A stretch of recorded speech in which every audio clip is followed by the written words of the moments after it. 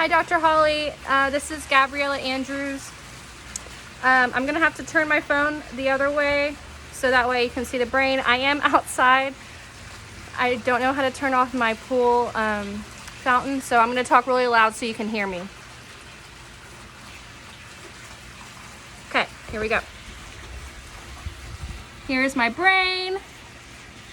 Here's my dissection kit. I've already attached the scalpel to the thing. Here's the brain, as you can see. The scalpel is very sharp. It cut my trash bag. But okay, let me go ahead and get started.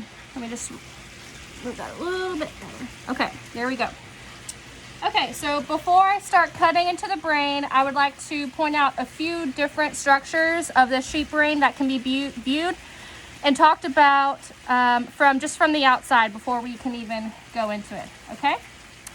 So first we have the 4 lobes of the brain, starting with the frontal lobe up here, the frontal lobe.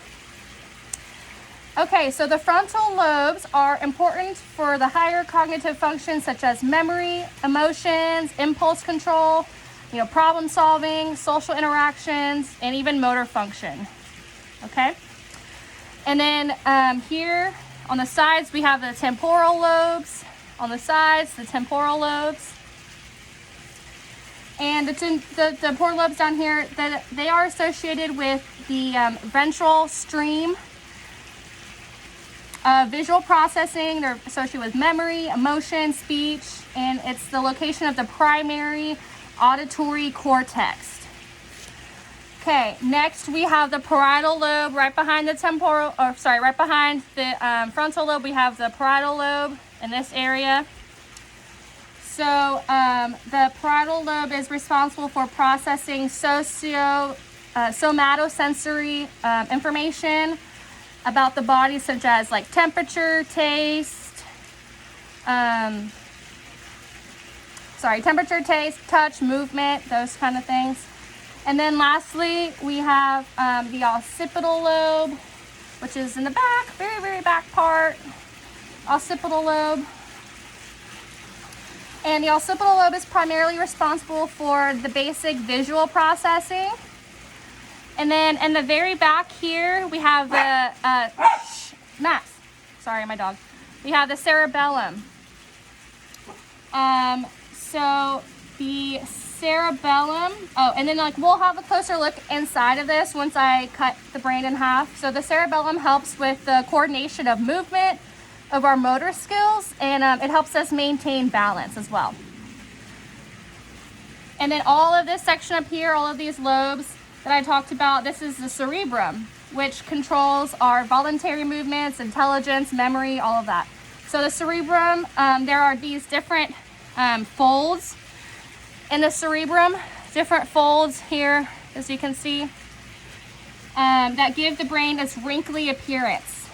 And these folds are called the gyri and the sulci. So the gyri are the tops of the folds that you can see up here, and the sulci are the grooves and the folds that are inside of the brain, and the grooves in between. So these structures help increase the surface area of the brain and help the brain form different divisions. And there's also fissures. Deep sulci in the brain are called fissures. And fissures are the deep folds that involve the entire thickness of the brain wall. And here we have the longitudinal fissure right here. Longitudinal fissure, and this is what separates right here. It separates the brain into right and left hemispheres. Separates the brain right down the middle. At the bottom of this groove and of this longitudinal fissure, the hemispheres are connected by the corpus callosum, which we will see once we cut the brain open. And then there's also the transverse fissure, which is back here. Back here. The transverse fissure, it separates the cerebrum from the cerebellum. So it separates these two portions of the brain right here. Awesome. And then back here we have like the brain stem and the spinal cord. So the brain stem connects the spinal cord to the rest of the brain, and it controls the bodily functions such as breathing and heart rate. And then the spinal cord, which would obviously be a lot longer if it wasn't cut off, but this part at the end is this part of the spinal cord. So the spinal cord is the column of the nerves that connects our brain to the rest of our body, allowing us to control our movements, and also for our brain to control other parts of our body, like our organs as well. All right, so now we can go ahead and we can cut Mr. Sheep's brain right here. I'll just use my instruments here real quick. Oh, let me, get this in view for you. I'll make a cut along the longitudinal fissure right here to show you a sagittal view of the brain from the inside. So let me go ahead and do that.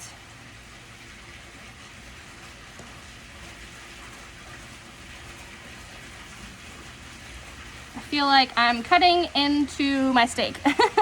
This feels very weird.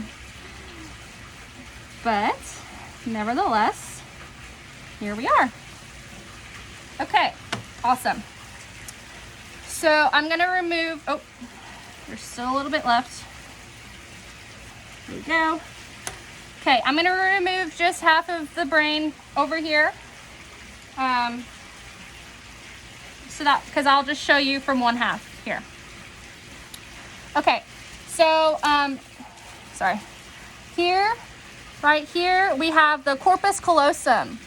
Maybe I should point with this, sorry. Here we have the corpus callosum. And as mentioned earlier, the corpus callosum is a bundle of nerve fibers that connects the right and the left hemispheres together.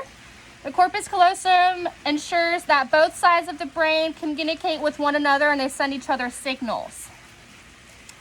All right, and then down here, we have the hypothalamus. Around this area, the hypothalamus and the thalamus, which would be like right here, thalamus and the hypothalamus right here. And the hypothalamus, as its name suggests, is inferior to the thalamus. And the hypothalamus controls, regulates our homeostasis in our body. And it releases hormones, regulates body temperature, controls our appetite, manages our sexual behavior, and it even regulates our emotional responses. And then the thalamus, right above it, right up here, is the grand central station of our brain that relays sensory and motor signals to other parts of our brain. And then, let's see. And then I believe this part right here is called the olfactory bulb. And which is inferior to the corpus callosum. The olfactory bulbs, they process our smell information. And then next to the hypothalamus, next to our hypothalamus, we have, so our hypothalamus would be around here. Next to our hypothalamus, we have in this section right here, this would be our optic chiasm. This structure is very important for visual processing, and it transmits visual information from the optic nerves to the occipital lobes, which I showed earlier. And if you were to view this from the bottom of the brain, here, let me see if I can put this back together somehow. If you were to view this from the bottom of the brain, you can see that they kind of make an X underneath right here. The optic chiasm right here. Okay, next we have the, let's see, where am I looking at? I'm gonna move this real quick. Okay, wrist. Okay, over here, right here and right here. Sorry, I don't know if you can see that. Right here and right here. We have the superior and inferior collucus, which are both parts of the midbrain. They're located next to the cerebellum right here, and they're, or in front, depending on how you're looking at the brain, but right here it's next to. The inferior colocus is the main auditory center of the body. It processes the signal, frequency, and pitch of the sounds that we hear. And then the superior colocus is the area where visual, auditory, and somatosensory information are integrated to initiate motor commands. And then down here we have the pons, right here in this area, the pons, which is one of the three parts of the midbrain, or sorry, of the brainstem, and it connects the medulla to the cerebellum. So the pons relays information about motor function, sensation, eye movement, hearing, and even taste as well. And so with the pons being number 20, so those are the 20 different brain structures that I wanted to discuss in my dissection. So thank you, Dr. Holly, for listening, and I hope that you have a great rest of your weekend. Here. Don't worry, I'm not touching my phone. Bye.